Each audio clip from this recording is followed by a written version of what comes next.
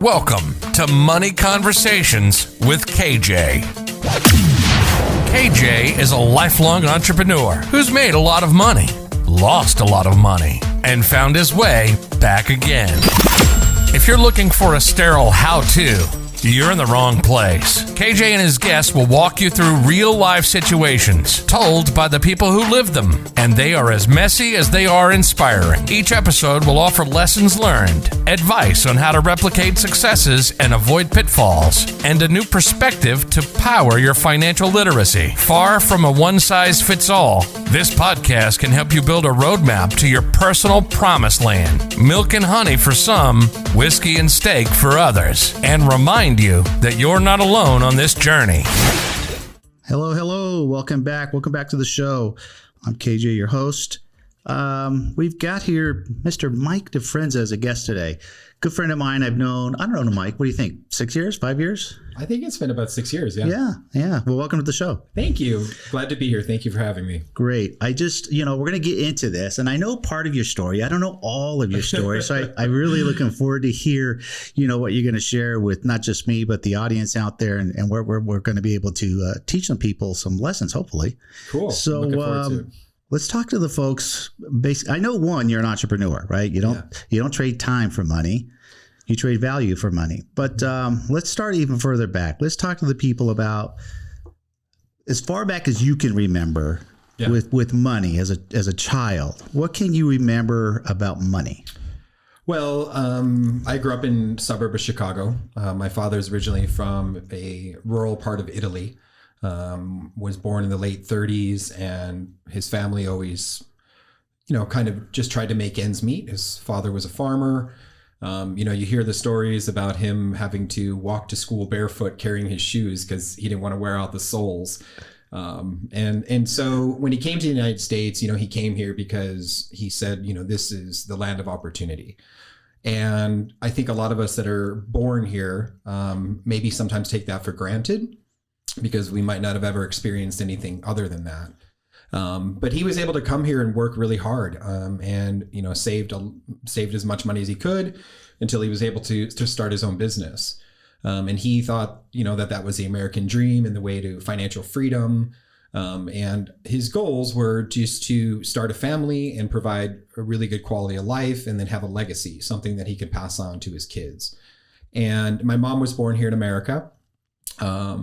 And, I can completely understand where my father's coming from as a father myself, wanting to provide a better life for my kids and, create a legacy, not just financially, but educationally as well, so that we can, teach our children, some of these principles of financial literacy that they can carry with them throughout their lifetime. And that's why it's always been really important for me to educate myself, because growing up in that family, yes, my father knew how to work really, really hard, but he traded all that time as when we were children for money. And sadly, he was able to make ends meet, but he never really got to experience that financial freedom that he was always looking for. And, when I became a young adult, he always said to me, he goes, Mikey, don't make the same mistakes I did. And what he meant by that was, he missed out on a tremendous amount of our childhood. But the intention was, good things, of course, right? To have a better life for us. And then obviously to have something, that he could potentially pass on. So, I was raised with the mindset of, kind of scarcity where, typical things, money doesn't grow on trees. My family never had a ton of expendable income, so I remember as a kid, wanting certain things that maybe other friends had or were given. But that inspired me and it motivated me. And it motivated me to take a lot of the foundational lessons, of hard work that my father instilled upon me. But also, though, start looking at different ways where I could have a different outcome, because I knew someday when I had a family, I didn't want to have the same kind of lifestyle that my father had in relationship that my father had with his kids. So essentially, I mean, and again, we all watch our parents do what they do for a living. And I think that's where we all really get this is, I mean, through the conversations I'm having, there's a very good commonality thing going on here, right? We subconsciously, we watch our parents what they do. So you watched your dad be a hardworking individual and take care of the family. Yeah. Which is what all parents, want to do, but never really got the chance to get really ahead and enjoy some great things that life has to offer. So share with us, what do you think is kind of your first lesson with money? Did your dad teach you? Did somebody else teach you your lessons with money? Because if there wasn't a lot of money when you were young, right? Your parents were just, just getting by and, making sure there's food on the table, some roof over your head, that kind of thing. But at what age did you kind of figure money was something that you could use besides just trading time for it? Well, I've heard when I was growing up, money doesn't buy happiness, right? But what I also learned is, money can buy you some freedom, and it can buy you some peace of mind, which I think are, obviously very critical, like in life. So, when I was younger, regarding, the way I looked at money, I was always looking for opportunities as a young kid to earn money or to make money, because I didn't have the opportunity to get certain things that I wanted. If I wanted a BMX bike, I had to earn it. If I wanted a video game system, which, I had to earn it. And I'm really glad that I had to be in that position at the time. I can still recall that. I didn't, I wish I had it like other kids. But it really taught me to value things, because I realized how much time I had to put in to get something. So, that's something that I think as generations go on now, they may not have that same perspective. So did you actually have, again, any money lessons per se from mom or dad? Did they sit you down and talk about money, how to use money, don't squander money? Obviously they worked. You learned a work ethic. That's clear. I'm just trying to get to, there's going to be people out there that are maybe in their early 20s, or maybe they're in their mid 20s, have kids, not really sure how to start to mold them, because I know you do have kids. Yeah. So my follow-up question is going to be, with your kids, are you doing anything specific teaching them about money? Absolutely. Because when I was a kid, my parents, because of their lack of financial literacy, they didn't have retirement accounts. They didn't have 401ks. They didn't have IRAs. They didn't have, they never set a budget.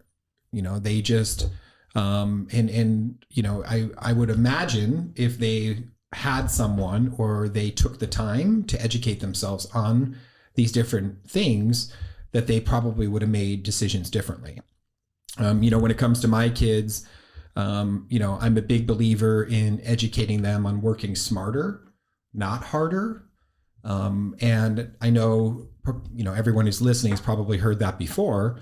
I also heard a quote once where I think it was some billionaire who said, the harder I work, the luckier I get. And so there is an element of hard work that has to be dedicated or put in, but we all have the same amount of time in a week and a month and a year.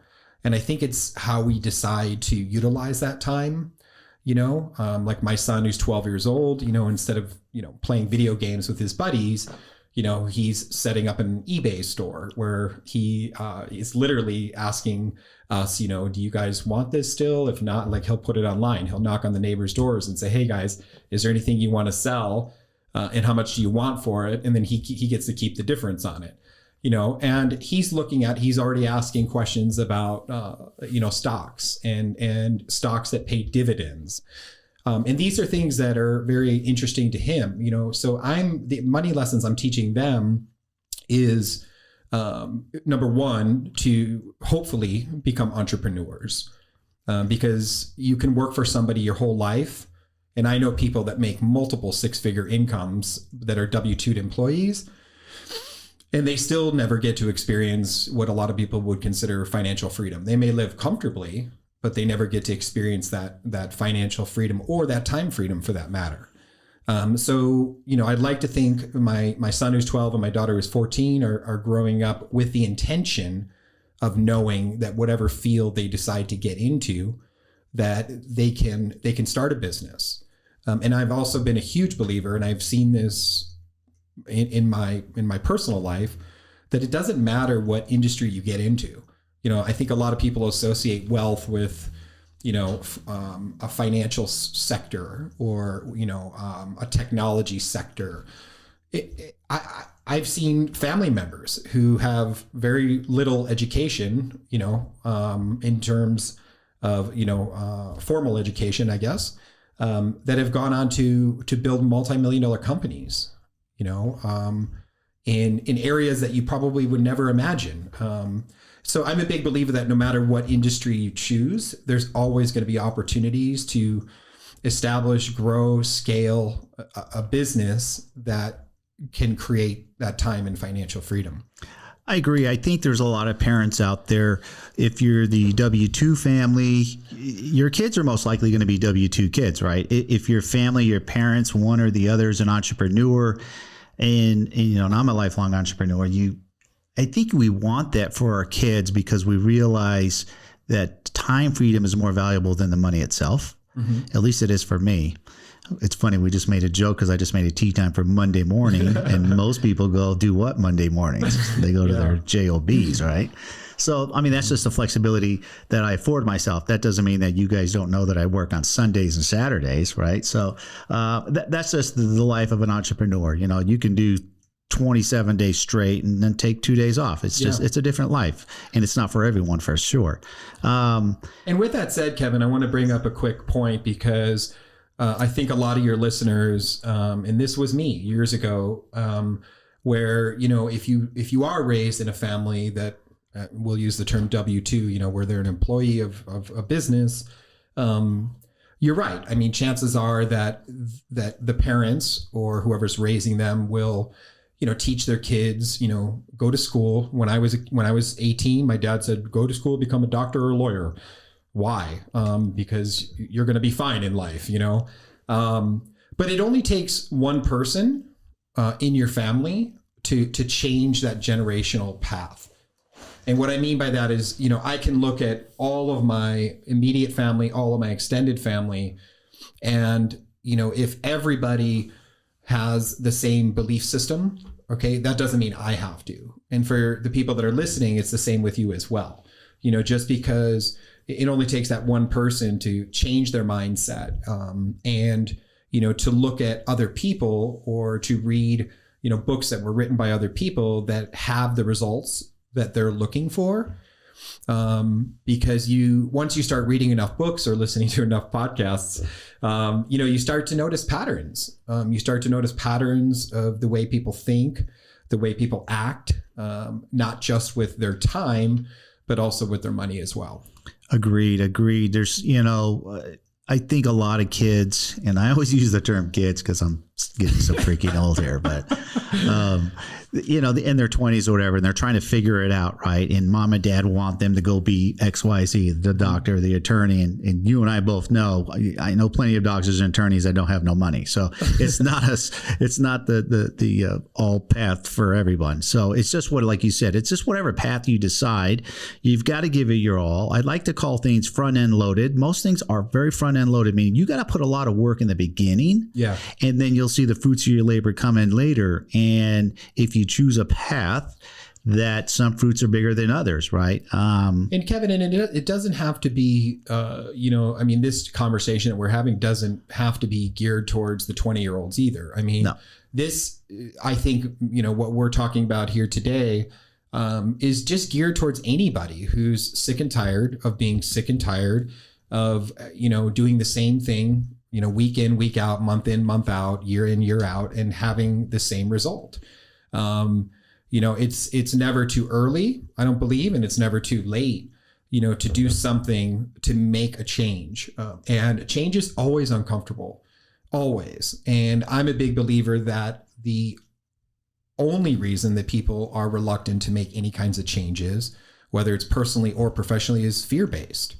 And, I read once or heard once or multiple times that fear is an acronym for false evidence appearing real. And what I mean by that is in your mind, you paint this picture. And there's a great book I read that talks about the fear of failure and how to overcome that.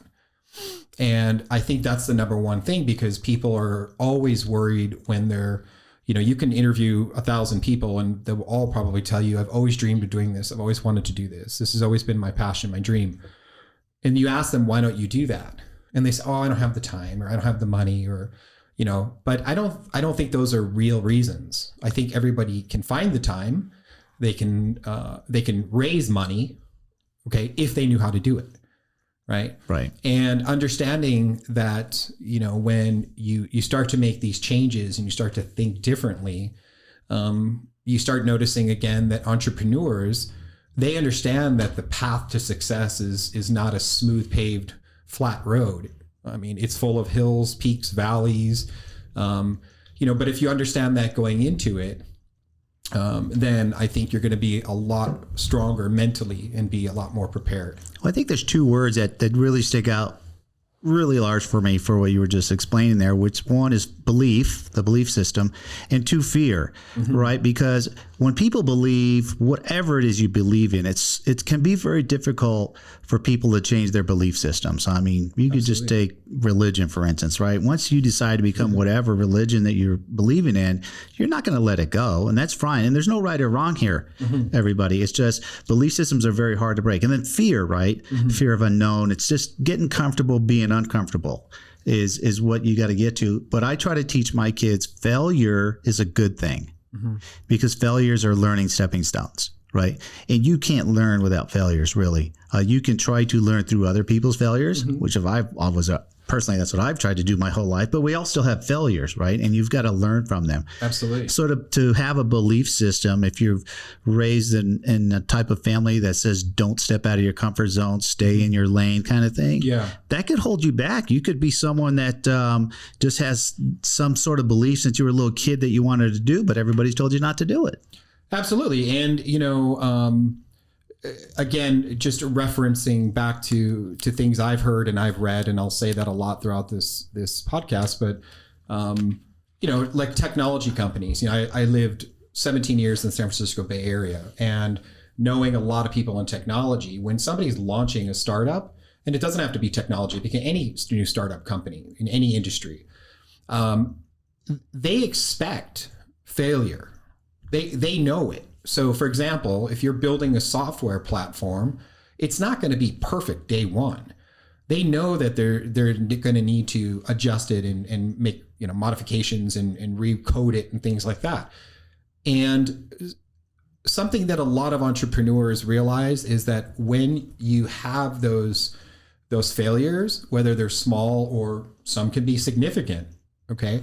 And when you have those, you have two choices. You can either allow those failures to paralyze you mentally, okay, where you don't want to go forward because the fear kicks in, or you can allow those failures, whether they're small or large, to mobilize you. And what I mean by that is look at that situation and say, okay, this is what we have, and some entrepreneurs, plan certain failures, right?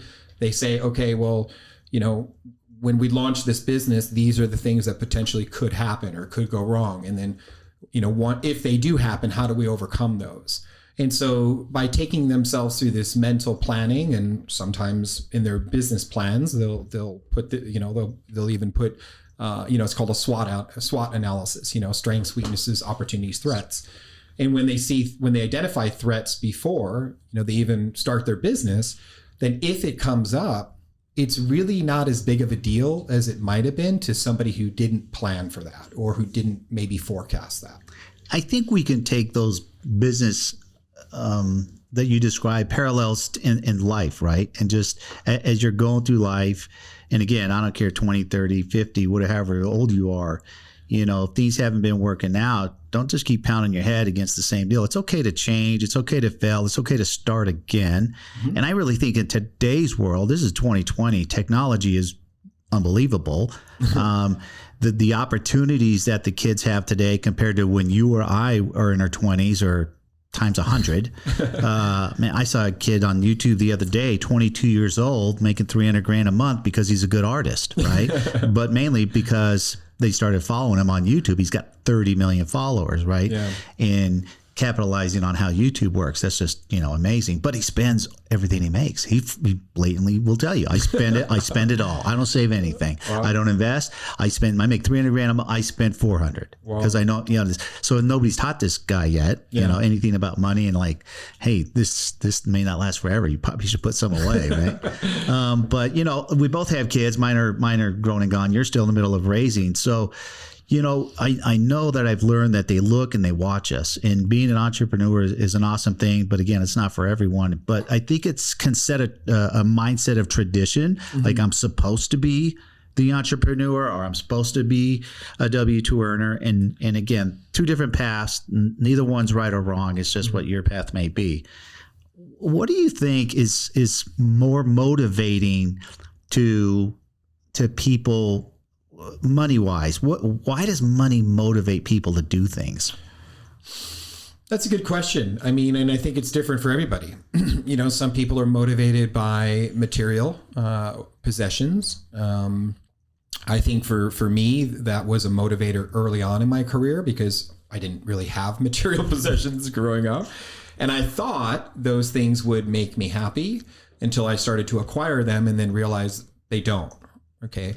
I think some people are motivated by money for their ego, where they want to be recognized by their peers, by their family, as, quote, being successful. And then I think other people, money motivates them, to build a legacy, create a legacy, and have a legacy and not just necessarily to leave their kids or grandkids or nieces, nephews when they're gone, but also from a philanthropic standpoint, people being able to give back to organizations that are very dear to them. A lot of people have, I've talked to thousands of people in my life and my career, and I've asked a lot of people, if you had more time and more money, what would you do to give back? And you know what? You always see people look off a little bit because they're recalling something that's very personal to them. And everybody has something that is, that they would love to do more for. And so, and then, for other people, I think they're motivated by money for that time freedom. They want to spend more time with their friends. They want to spend more time with their loved ones. They want to spend more time volunteering, and they want to spend more time seeing this beautiful world.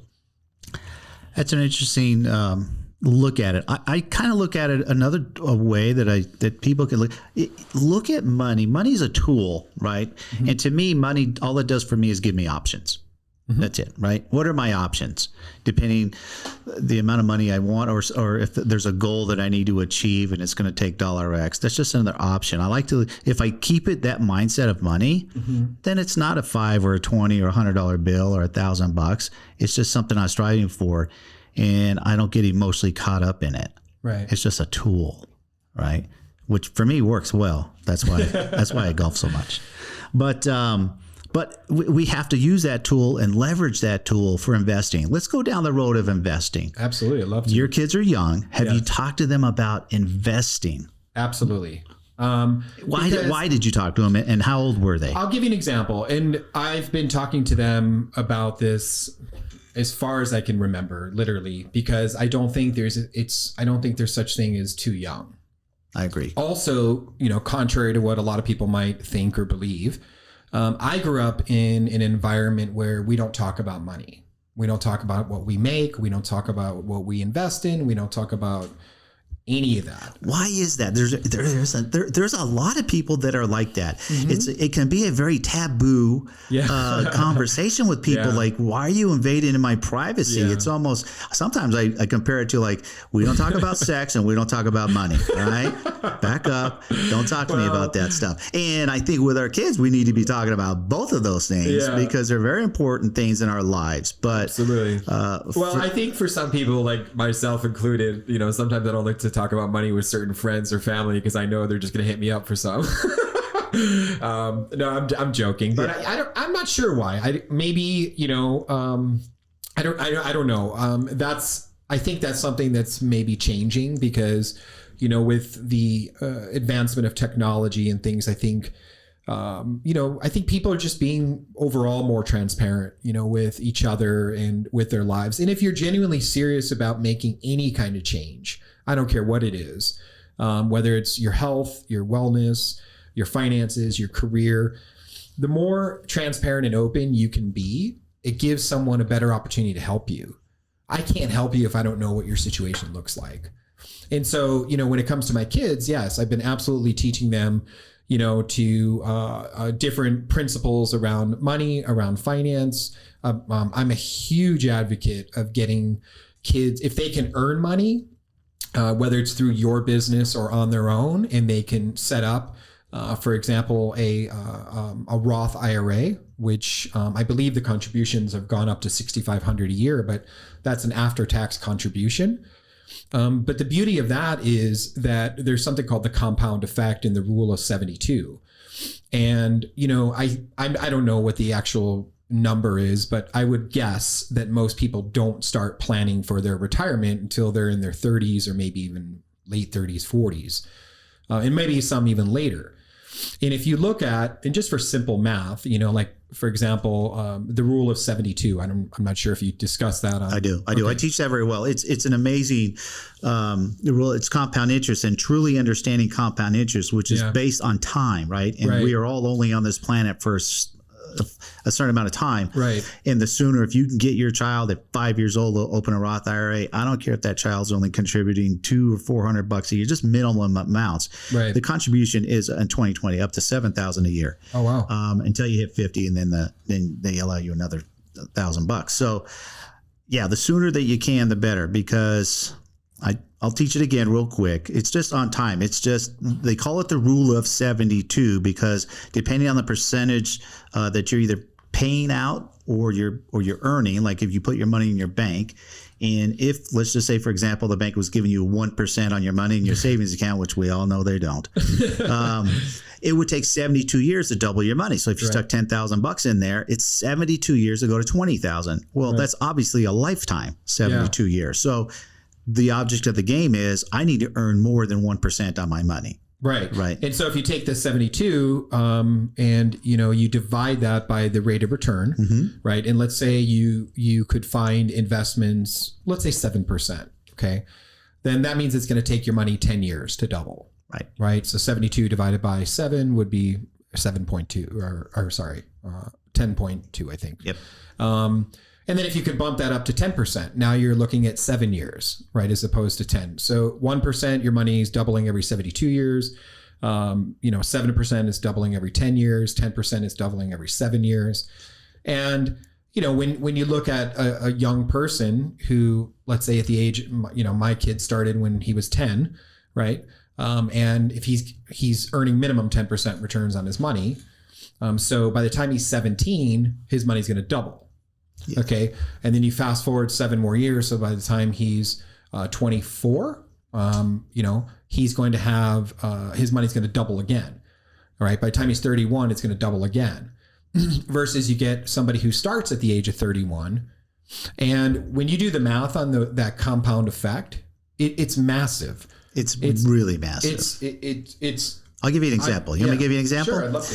So there's an example out there that shows if you open up a Roth IRA at the age of 20 and you max it out, right? The example is at $6,000 a year, and you max it out for 7 years, and you're 27 years old, and then you never put another dime in there. And so that's $42,000 that you've contributed. Yeah. By the time you're 62 years old, you'll have $1.7 million. Okay. Now, how much did they contribute? The maximum per year. No, but I'm saying so 42,000. Yeah, 42,000 gets me 1.2. Right. It's crazy. So, crazy, right? Yeah. Now, this is the value of time. If you wait until you're 30 years old to make the decision, hey, I'm going to go open up a Roth IRA. Yeah. You would have to max out your Roth IRA from age 30 to 62 to have $1 million. Wow. Like you have less money. Yeah. This is the value of time. So if your child started at 5, Yeah. Right. Yeah. And obviously at 5, unless you've got some wealthy parents that are going to help you out, it'd be really difficult to max out. You're right there. Well, and it has to be earned income as well. Yeah, earned income. But that's okay. You're an entrepreneur. You pay your kids, right? But I mean, if I would have known that, I mean, my first job I got when I was 10 years old. Now it was my uncle's restaurant, bussing tables. But if I would have understood these things, like, my idea of saving money as a 10-year-old was putting it in a shoebox or a piggy bank. Exactly. I didn't know anything about earning interest. I didn't know anything about a return on my investment or a return on my money. And so that's why I'm saying, I think there's no such thing as starting them too young, to think different. And also to start educating them on, I give you an example. My daughter joked about when she turned 16 about buying her this, really fancy car, right? It was over $100,000. And I was like, and she goes, haha, I'm just kidding, Dad. She goes, I would never buy that, I said, why? And she goes, because it's a waste of money. She goes, it's a depreciating asset. Ah, she gets it. But I said to her, there's nothing wrong with rewarding yourself if you want something nice. And I said, but instead of, spending $100,000, let's say you cash on a car, which obviously you wouldn't do, but I said, what if you took that $100,000 and you invested it and you were earning 12% a year on your money? And now you're getting $12,000 a year, $1,000 a month. And you took that $1,000 and you made that car payment. I said, that car payment will be gone after 5 years if you maxed out the term on it. And I said, but you would still have that $100,000 invested in something that was producing $1,000 a month.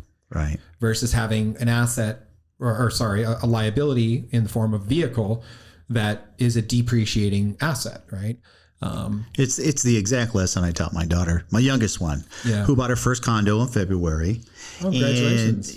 Thanks. Yeah. And we had that exact conversation where when she turned 16 and she wanted me to get her a new car, I said, that's not happening. I said, it's your mom deserves a new car. So here's what we're going to do. I'm going to buy your mother a new car because she deserves it. You get mom's car. Right. And at 16, whatever, give me a set of wheels. Right. Yeah. So I remember when she goes to work and she's earning money, and she toyed with buying a car when she had about, I don't know, $8,000 or $9,000 saved up. Mm-hmm. And I taught her that lesson. I said, no, let's buy you a condo. You'll live in it for the next 3, maybe 5 at the most, because the goal is to get her a single family home in the next 4 years. I said, and now you're going to have this asset condo that you're going to turn into a rental. In exactly that conversation. That's an appreciating asset. You're going to take the cash flow from that condo, which won't be a lot. It's going to be about $300 a month, right? But then you're going to go buy yourself an automobile, which is a depreciating asset. But your appreciating asset will pay for your depreciating asset.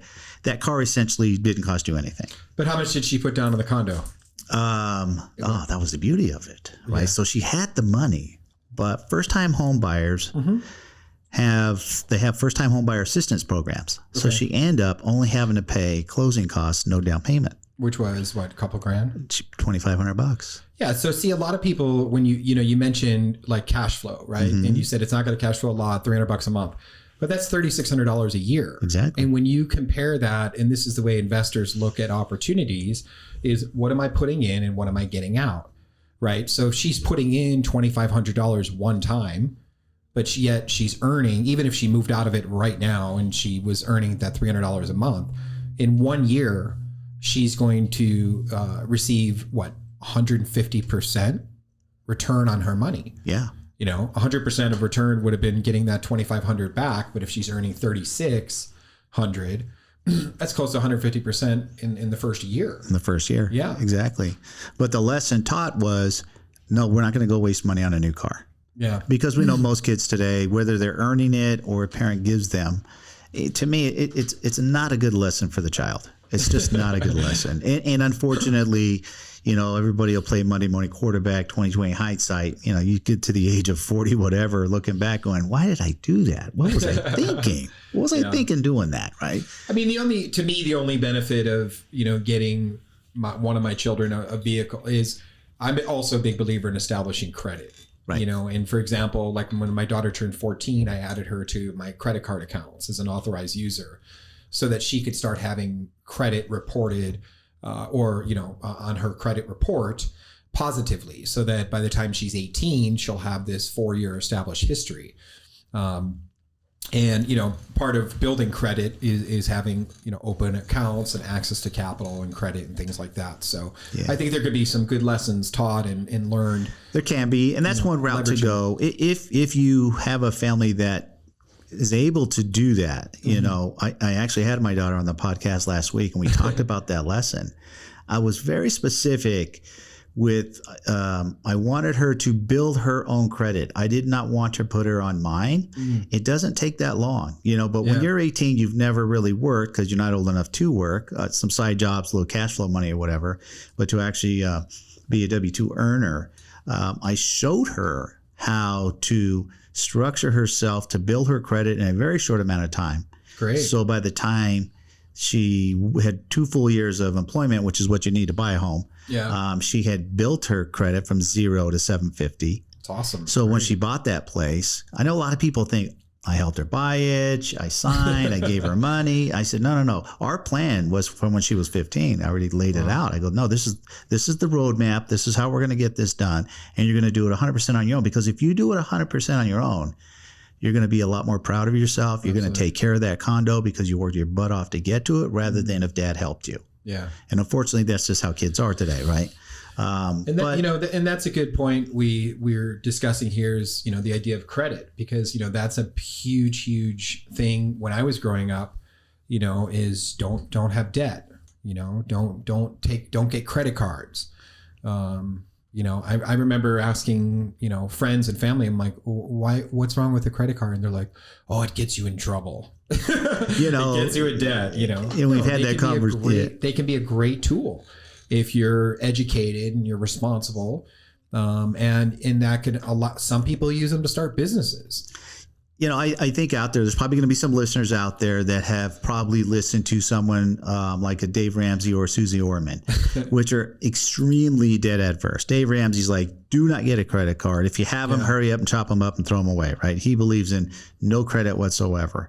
Well, on that note, real quick, because I had this conversation with somebody who was a huge advocate of both of them. Mm-hmm. And I said, when you look at the United States, there's probably 5%. I think I read that somewhere, of people become entrepreneurs, right? The other 95% are consumers, W-2 employees. Dave Ramsey and Susie Orman are probably great for that 95%. Yes. That are quite comfortable. There's nothing wrong with this. I have a lot of family and friends in this situation where they're quite comfortable, going to their job week in, week out, year in, year out. And if they don't have financial education or literacy or understanding of credit and things like that, then they probably should listen to them. But if you are serious about becoming an entrepreneur, you have to change that mindset 100%. And that's why I say that for 95% of the people out there that are, the consumer mindset, that's fine. Dave Ramsey, Susie Orman are probably great for that. They'll keep you, quote, safe. But for the other 5% that want, more in terms of, and I'm not just talking about financially, but, more in terms of their time and they have to get used to that. They have to get used to accessing credit, leveraging credit, and being open to that, because otherwise they're always going to have challenges, when it comes to growing a business. I agree. I think we all have to learn, whether you're an entrepreneur or a W-2, right? They use a key word there, which is leverage, right? Mm-hmm. And we can leverage not just money, we can leverage time, we can leverage people. Absolutely. To get what we want, whether it be, more money, possessions, time. And it's okay to leverage, right? As long as we're leveraging responsibly. Well, I think one of the best things you could leverage is other people's experiences. That's what this podcast is all about. I want all you guys to learn because let's share with the audience, if you don't mind. Sure. Give us one of your life lessons where you had a loss or a failure, and then after the fact, whether it be 12 months, 10 years later, you look back and said, man, that was a really tough learning lesson. Oh God, I can go on for hours about those, but there's an obvious one that comes to mind. that I think impacted a lot of people. It was, 10, 12 years ago during the housing crisis or the housing bubble burst, and the stock market crash. I remember back in 2005, 6, that's when I started my first business in 2005. And I was always a big believer in working independent as an independent contractor, because I wanted to have a career that didn't dictate my value in terms of money. I remember earning what a lot of people at the age of 25, 26 would have considered a good income. And I wasn't happy with it. And it's not that I wanted more possessions, but I wanted to be able to do more in terms of, I wanted to invest. I wanted to help my family. I wanted to just to have more options, right? And I remember, my mother, who's a real estate broker, and she said to me, Mikey, you're doing really well. You always save your money. You should invest in your real estate. And I said, Mom, I don't know anything about real estate. And she's like, oh, it's not that hard. She goes, you just put down a down payment.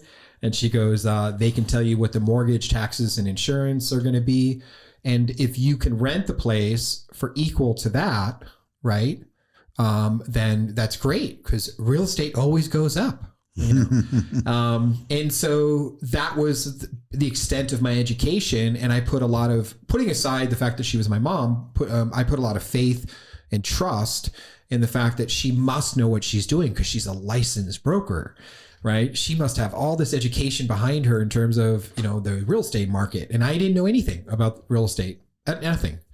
And that's what I did. I went out and with my savings, I bought myself a primary residence. And then the same year I bought 2 investment properties. And, I had to put a substantial amount of money down, because things were different back then, in terms of, down payments on investment properties and things like that. And, she was right. I was able to rent them out, for about the same as my mortgage and insurance and taxes.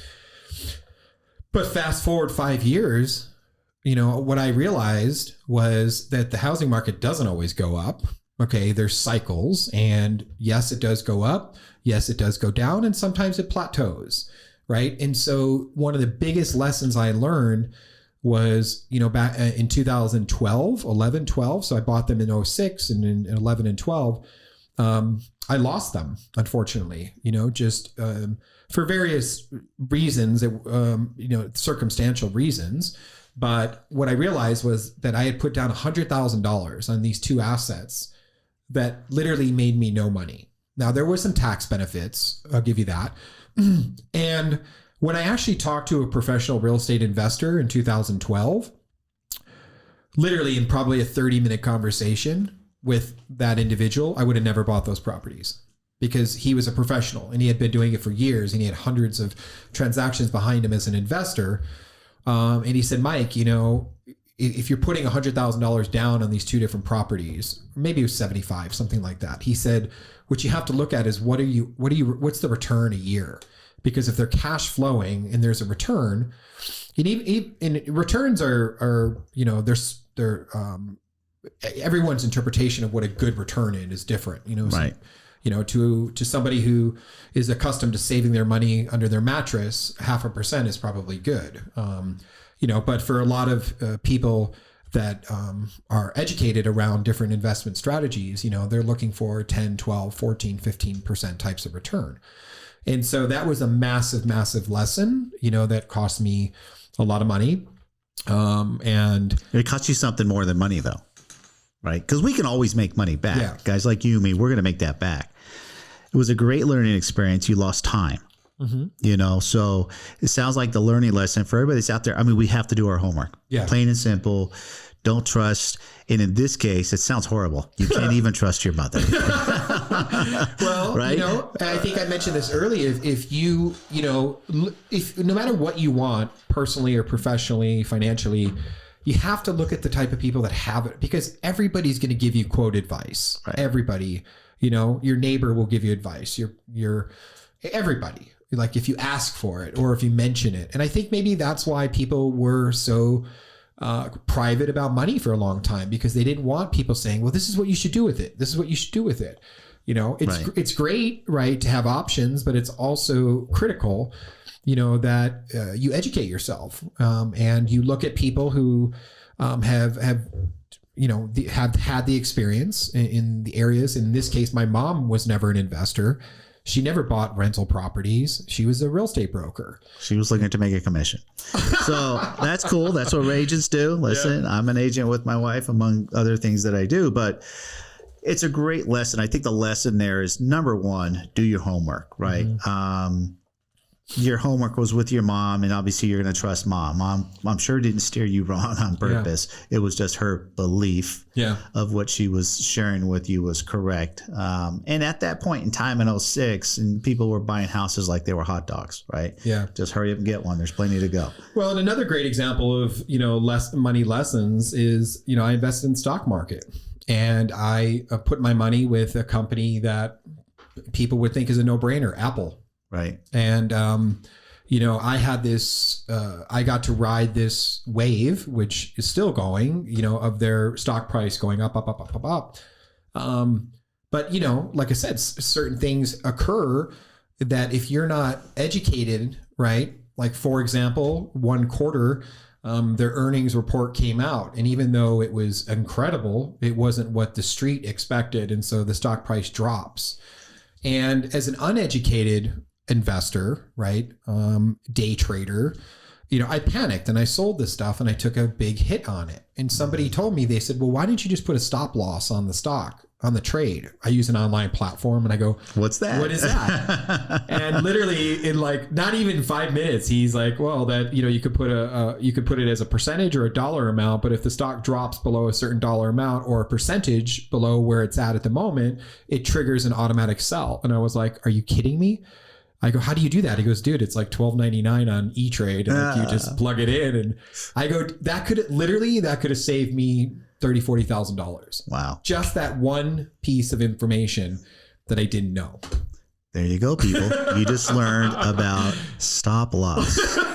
Write it down. Don't forget it. If you got any money in that stock market and you got a stock, don't sell your stocks. Let them ride. That type of investing, unless you're a really sophisticated day trader, don't even try to get in that game. It's a very 99% of the people will lose. So, but great lesson. Let's finish up with retirement. Sure. Tell me what your definition of retirement is. I don't know if I'll ever retire. I love keeping busy. I love doing things, but I do know that there's going to come a day when, I was recently, literally like this past week, talking to a close friend about this, and he's like, what do you want to do? Like, what's your long term? And I said, you know what? I've traveled the world, 40 something countries, I think. And some of my favorite places to go have been underdeveloped countries. And the first trip I ever did abroad, I was 17. And I was in Venezuela, of all places. And I'll tell you, I came back with a ridiculous new appreciation and gratitude for the things that I took for granted.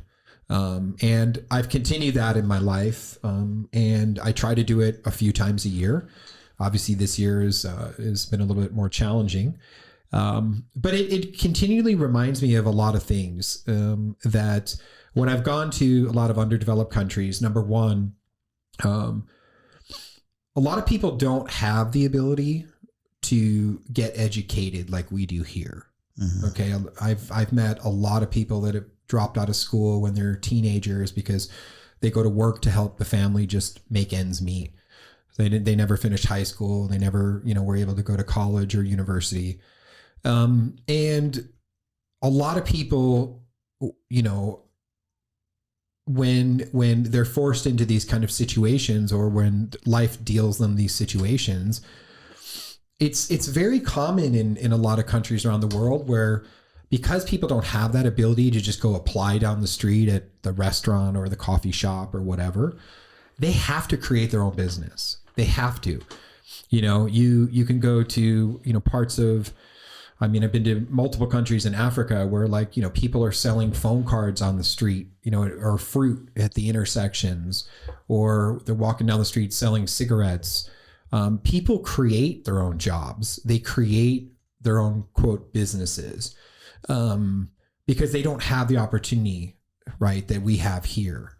And also, I'm very, very passionate about education. You know, and so part of my, quote, retirement is going to be, you know, educating people as much as I can, not just personally, but, you know, I'd love to do some work with, you know, starting some schools that are going to provide free education in underdeveloped countries. So you know, my vision of retirement is having the time freedom and the financial freedom where I don't have to worry about income coming in, working, right, for income. I have it passively. And then it's going to allow me to do the types of things that I've always been really passionate about. Giving back. Yeah. So you got me thinking there, because you've traveled all these countries, underdeveloped countries. Let's just talk about Americans, because that's where we are. That's who we are. You know, that word retirement is kind of instilled in us from our first day of work, right? Go work, go do what you can do so you can have a retirement. And you're in countries that word is probably never even spoken, because they know that that's just not even going to be an option. Right. You know, and that saddens my heart to hear that. But I think a takeaway from maybe some of you that are out there listening is go do that experience. Do what you did at 18 or 19 and travel somewhere that's underdeveloped to really, like you said, come back home and have a whole new appreciation for the life you live here. And for a lot of folks, I would imagine you think your life isn't much, but it's extremely way better than the majority of the people on this planet, right? Yeah. And then that's why we all want to give back. And the resources that we have here, you know, it's a lot of people I talk to that are from different countries around the world, and not just underdeveloped, but developed countries. You know, the reason why people are attracted to the United States is it's still considered the land of opportunity, where you can come in and you know, there's the ability to, you know, and you hear these stories of people that have immigrated here and become tremendously successful, you know, and I think Americans, you know, like overall, you know, we just take for granted a lot of the systems that we have set up in this country. But, you know, on the topic of retirement, you know, like, you know, talking to my kids at 12 and 14, like, you know, things like Social Security concern me, you know, whether they're going to be around even for me in 20 years, you know, let alone them in 40, 50 years.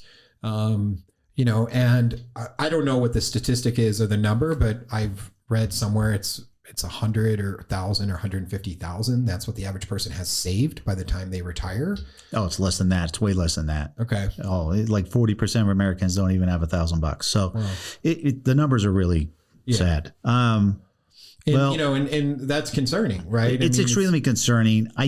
Sometimes I feel like, oh man, how is that 50 whatever year old person gonna, you know, who didn't have the education but they were hardworking. You and I have had the opportunity to sit with a lot of people and hear a lot of stories, and that's primarily why I decided to start teaching financial literacy. Is that sat with so many people, good, hardworking Americans, nice people. Yeah. And they were trying to qualify to purchase something in the realm of 20 to 50,000. Then like there wasn't even a thought about trying to get that money. Right. And they had good jobs, and it was just lack of education of putting their money in certain places early on to be able to have something. And again, not I want to say no fault of their own. They could have been more proactive to learning about financial literacy, but it's not taught in school. So as I'm trying to teach financial literacy to the folks out there, I like to call it fifth grade level. We have to start doing the basics that the wealthy know, and it's like tying their shoe. It's no big deal. That the people who don't have money, it's a foreign language. I know people who try to take courses, and it's like talking a new, it's another language. They don't even understand it. So I like to try to teach it on a more simpler particular format that you could really get going. But that's what these conversations are about. So I think I want to thank you for coming out today and sharing those stories that, the people can do those nice takeaways from. So very interesting. Travel the world, get a better perspective, come home, be appreciative. Yeah. Make a goal, be responsible with your money, and for God's sakes, teach your kids about money right away. Money should not be taboo. And never stop learning. Never stop learning. Talk about it. Talk about it with your friends. I think we should all do that. That would be really awesome. It's a great thing what you're doing here, KJ. I appreciate it. Hey, Mike, thanks for coming out, sharing your stories. It was really awesome. And you guys for out there, if you got any value of today's podcast here, do me a favor, subscribe to my channel. There's a lot more great stories coming out, real life stories, just like Mike's, that you guys can get good takeaways from. So subscribe to my podcast channel. For you guys on YouTube, smash that like button. Please like the podcast or the show you just saw, and subscribe on there also. So remember, I'm going to be releasing a new podcast on YouTube every week on Wednesday. So I want you guys to have a great week. Go talk to somebody about money. Hey everybody, hope you enjoyed that episode. Really enjoyed making all these episodes for you. Remember, we're just having conversations with people's journey with money and the things they did right with it, the things that did wrong with it, and how did they really come about getting their mindset with money. So every episode's different. We all have a good takeaway from them. So do me a favor, hit the like button, smash the like button, and subscribe to my channel, because every episode that I do is going to be different, as all our journeys are different. So you guys take care, and we'll talk to you next week.